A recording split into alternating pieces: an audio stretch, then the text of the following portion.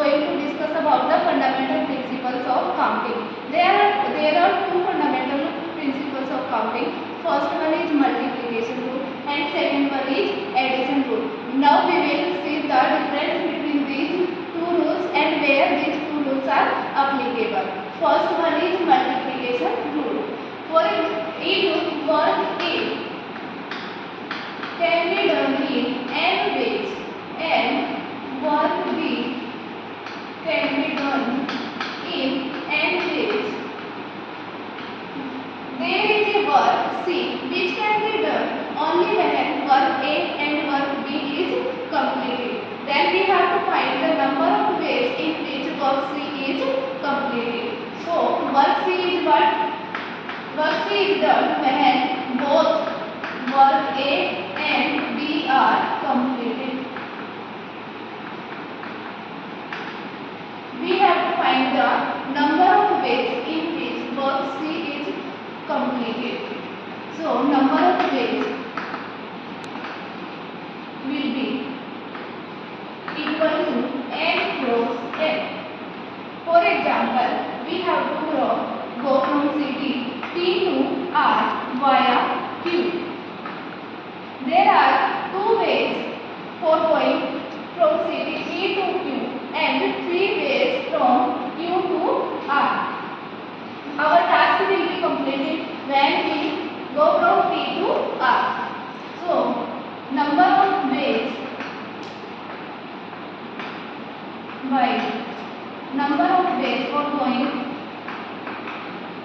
P to R is equals to, this is m ways, means m is equals to 2 and these are n ways for performing B task, means 3 ways. So from P to R we can go from 6 by 6 ways, 2 into 3. How many ways? 6 ways. Next we are going to understand the addition rule, where we will apply the addition rule.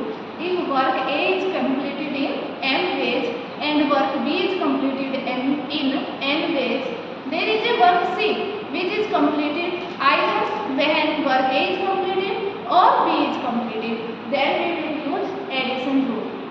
We have, if work A can be done in m ways and work B can be done in n ways, there is a work C which can be completed either when A or B is completed. So the number of ways in which C can be completed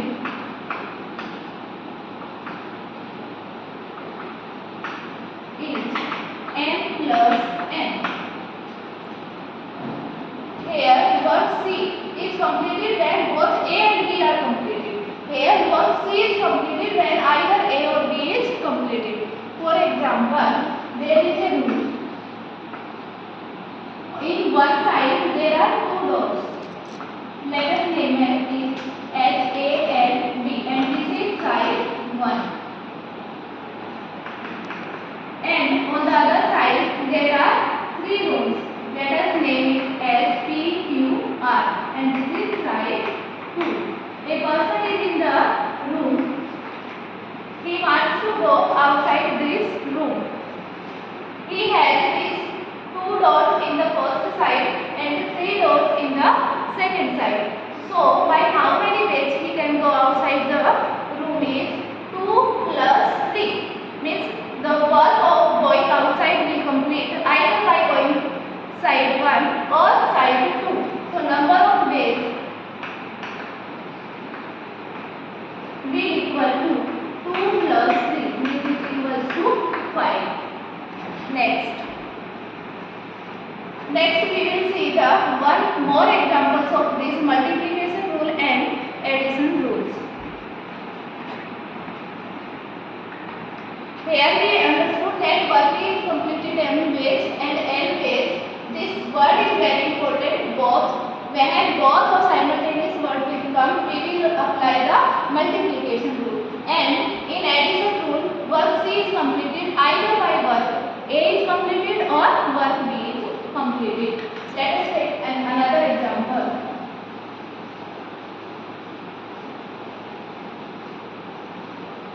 Let us take another example of multiplication rule. Suppose that there are 15 boys and 10 girls in the school, in a class. A teacher has to select one boy and one girl to represent the class.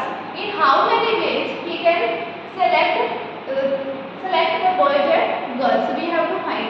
So there are 15 boys. The boys can be selected in 15 ways, and girls can be 15 ways, and girls can be selected in 10 ways. So one boy and one girl. Our task will be complete when both boy and girl will be selected.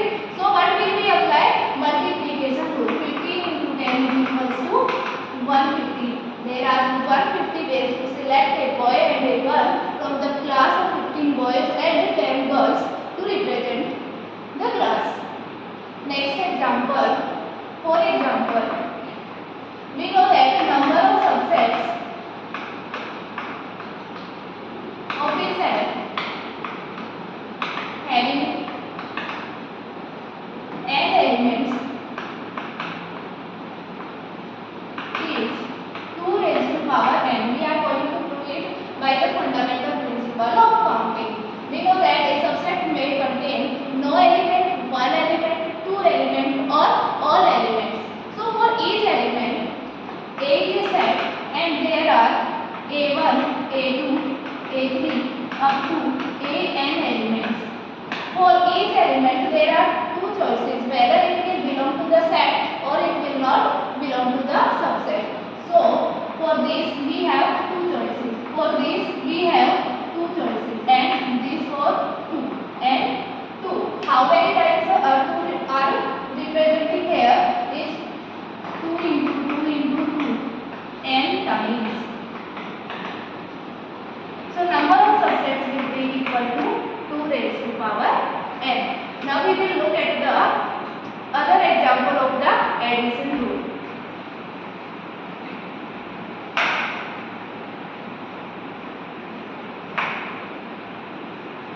Suppose that you have n number of logs and n number of keys.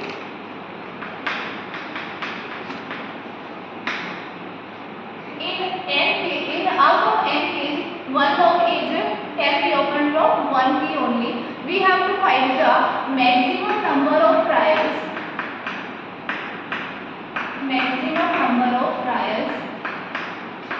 Needed to open logs. But the question says that you have n logs and n keys. What is the maximum number of trials needed to open the logs? For the first log, there are n choices of the keys. So maximum number of choices can be n. Number 4, in this n choices, one log is opened. Now there are n minus 1 logs and n minus 1 keys. So maximum number of trials is n minus 1. Next is n minus 2, and for the last we have 1 log and 1 key. The logs will be opened either by this or this.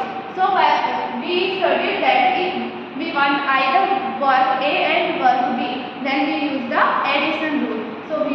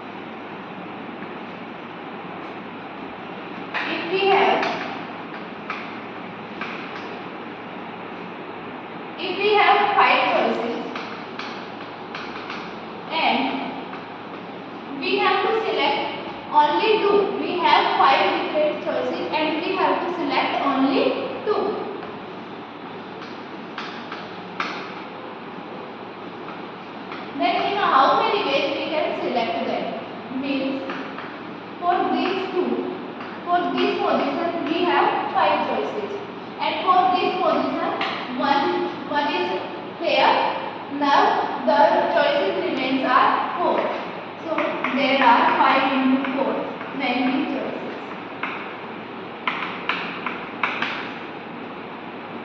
Now we are seeing that we are multiplying the consecutive numbers. So a different notation comes into the account. What is the factorial notation?